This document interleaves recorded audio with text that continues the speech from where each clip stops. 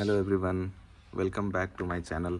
और आज मैं आपको वी स्ट्रॉम SX250 जो सुजुकी की तरफ से आती है उसका नेगेटिव्स बताने वाला हूँ कि कौन कौन सी चीज़ें हैं जो मुझे पर्सनली पसंद नहीं आई। हो सकता है आप जब गाड़ी ख़रीदने जाओ या गाड़ी ओन करो तो हो सकता है ये सारी चीज़ें आपको भी कमी खले। तो मैं कोशिश करूँगा कि 5 नेगेटिव्स आपको मैं बताऊँ। 4-5 चीज़ें मेरे माइंड में है जो मैं आज आपको बताने वाला हूँ। तो 5 नेगेटिव्स की अगर मैं बात करूँ तो सबसे पहले इसका आ जाता है जो कि बहुत ही बेसिक है, इंस्ट्रूमेंट क्लस्टर।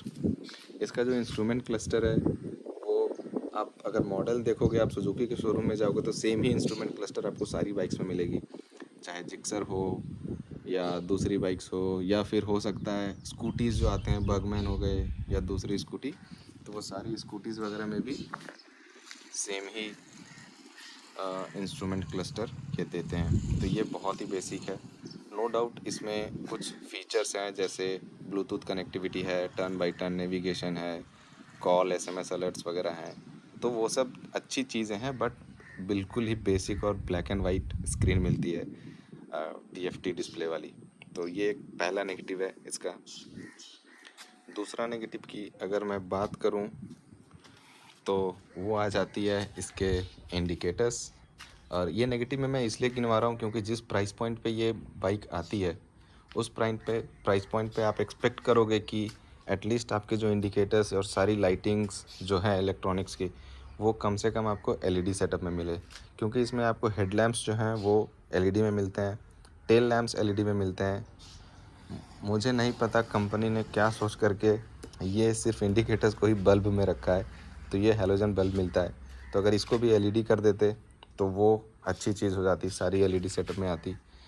इसका नेगेटिव होने का एक ही रीज़न है क्योंकि इसका प्राइस पॉइंट काफ़ी ऊपर है बाकी सब बाइक से आप कंपेयर करोगे, तो उस हिसाब से आपको ये LED तो मिलनी ही चाहिए, क्योंकि बाकी सारी बाइक्स जो इस प्राइस पॉइंट पे आती है वो सारी LED सेटअप में ही देती है।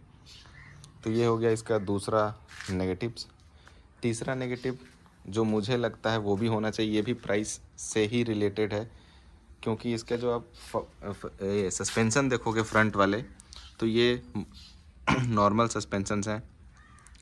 आप ज़रूर चाहोगे कि इस अच्छे खासे पैसे देने के बाद इस प्राइस पॉइंट पे आपको एक USD फोक्स मिले, तो इसमें USD नहीं आता है, इसमें नॉर्मल सस्पेंशन नहीं आते हैं। तो ये एक तीसरा मुझे कमी लगी। क्यों कमी इसलिए है क्योंकि जैसा मैंने इंडिकेटर्स के बारे में बताया सेम, क्योंकि प्राइस अगर आप इतना हाई रखते हो तो आप एज ए कस्टमर एक्सपेक्ट करते हो कि बेटर सस्पेंशन सेटअप वगैरह मिले। तो ये हो गई इसकी तीसरी नेगेटिव बोलो या कमी बोल दो, वो है कमी ही मैं कहूँगा, नेगेटिव्स तो नहीं है, पॉजिटिव्स ही है, बट कमी है वो। चौथा कमी की अगर मैं बात करूँ तो ये आप देख रहे हैं ये कंपनी फिटेड ही आती है इंजन गार्ड। तो इसमें क्या है कि इन्होंने जो दे रखा है छोटा सा प्रोटेक्शन काफ़ी ठीक है, उसमें कोई दिक्कत नहीं है, बट अगर आप नीचे देखोगे तो नीचे बिल्कुल ही खाली है। मेन जो साइलेंसर का पार्ट है या ये वाला पार्ट इंजन का बिल्कुल ही ओपन है नीचे से। तो नो डाउट इसकी ग्राउंड क्लियरेंस अच्छी है, बट ये ओपन होने के कारण क्या है कि बहुत बार अगर आप ज़्यादा ऑफ रोडिंग करते हो या फिर ऐसी जगह पे जाते हो जहाँ पे ये टच हो जाए तो ये डैमेज होने का चांस बढ़ जाता है। तो ये थोड़ा सा ये बढ़ा करके दे सकते थे। तो ये हो गई इसकी चौथी कमी। पांचवा अगर मैं बात करूँ तो वो एक्चुअली कमी नहीं है, बट आप मान सकते हो कमी। उसका रीज़न ये है कि इसकी सीट हाइट थोड़ी सी ऊंची है, थोड़ी सी ऊंची बाइक है ये, तो ये सबके लिए हो सकता है कंफर्टेबल ना हो, पैर शायद नीचे ना आए सबके, क्योंकि काफ़ी ऊंचा है ये। 835 mm की सीट हाइट है इसकी, जिसके कारण अगर आप 5 फुट 4 इंच या 5 फुट 5 इंच से ज़्यादा हो या मिनिमम उतने हो तो आपको थोड़ा कंफर्ट मिलेगा। उससे छोटे को थोड़ा सा दिक्कत आ सकती है चलाने में। एक और मुझे नेगेटिव लगी, वो नेगेटिव नहीं है, वो आप एडजस्ट करवा सकते हो।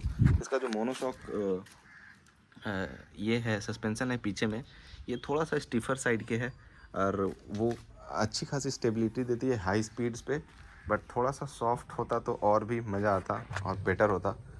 तो वो थोड़ा सा स्टीफ है, वो सॉफ्टर कर सकते थे। तो ये हो गई कुछ 4-5 चीज़ें, मैंने 6 चीज़ गिना दी वैसे। तो ये हो गई कुछ 4-5 चीज़ें जो मुझे कमी लगी इस बाइक में। बाकी बाइक बहुत ही अच्छी है, क्योंकि अगर आप टूरिंग के लिए आप ले रहे हो बाइक तो 50% ऑफ द एसेसरीज़ आपको मिल जाते हैं, 50% आप बाहर से लगवा लेते हो, तो उस वे में अच्छी है। तो इस वीडियो में रखते हैं इतना ही, ज़्यादा कुछ बताने को था नहीं। और जैसे मुझे और कुछ नेगेटिव्स या पॉजिटिव्स मिलेगा ज़रूर मैं आपको अपडेट करता रहूँगा, उसमें कोई ये नहीं है। बट हाँ, अभी के लिए मुझे ये सारी चीज़ें हैं जो मुझे कमी लगी। आप चैनल को ज़रूर सब्सक्राइब करें, मैं ऐसे वीडियोस लाता रहूँगा, राइड एक्सपीरियंस वगैरह बताता रहूँगा।